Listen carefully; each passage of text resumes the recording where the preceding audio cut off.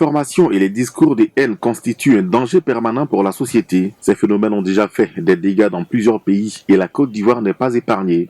Pour lutter efficacement contre ces dangers et permettre aux populations de vivre dans la quiétude, l'Institution nationale démocratique Institute et l'Institut des sciences et techniques de la communication ont initié la première édition de la foire de lutte contre la désinformation et les discours de haine.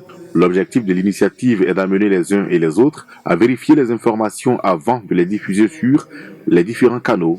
La Côte d'Ivoire a vécu des moments assez difficiles où il y a eu beaucoup de violence suite donc à une désinformation sur les réseaux sociaux.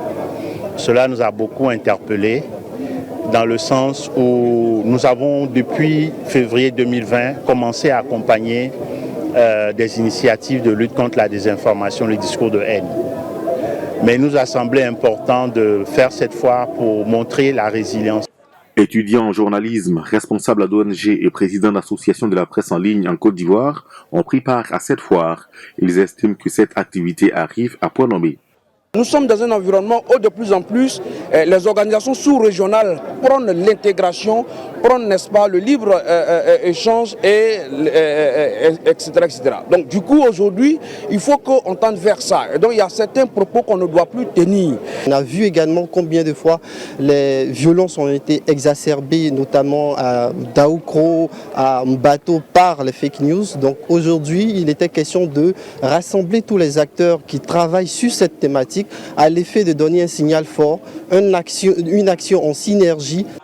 Après l'étape d'Abidjan, les initiateurs comptent faire des campagnes de sensibilisation à l'intérieur du pays afin d'instruire les populations et tous ceux qui travaillent dans le secteur de l'information. Au Gabon, en prévision de la session du baccalauréat qui démarre dans moins de 2 semaines, les candidats sont à pied d'œuvre pour préparer leur examen. Objectif, obtenir le permis d'accès à l'université et aux grandes écoles. L'heure est aux ultimes révisions, comme vous allez le voir dans ce reportage de notre correspondant Ismaël Obianze. Devant l'emblématique tableau noir, un professeur de circonstance. Les camarades de junior l'ont choisi pour diriger leur groupe de travail en pleine révision de l'anglais. L'anglais, la bête noire de ses élèves de la classe de terminale B.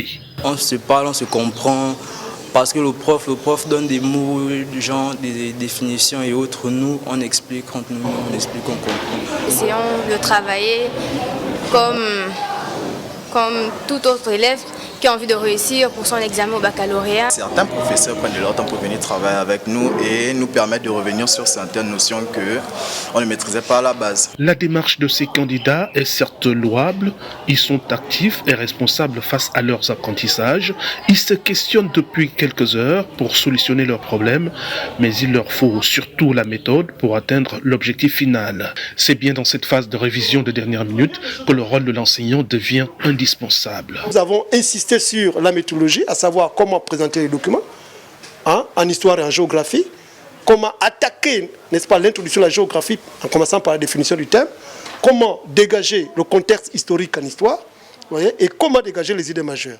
L'accompagnement pédagogique du candidat au port de l'examen, oui, et pas seulement, car le grand pari incombe à l'élève. C'est une piqûre de rappel pour ce responsable d'établissement secondaire. C'est d'abord à l'élève, au candidat d'être conscient qu'il est en classe d'examen et qu'il prépare un diplôme d'État, donc qui est le bac, qui ouvre les portes de l'université. C'est donc la semaine du grand frisson qui commence et les conseils pour rassurer les candidats foisonnent déjà avant le jour J.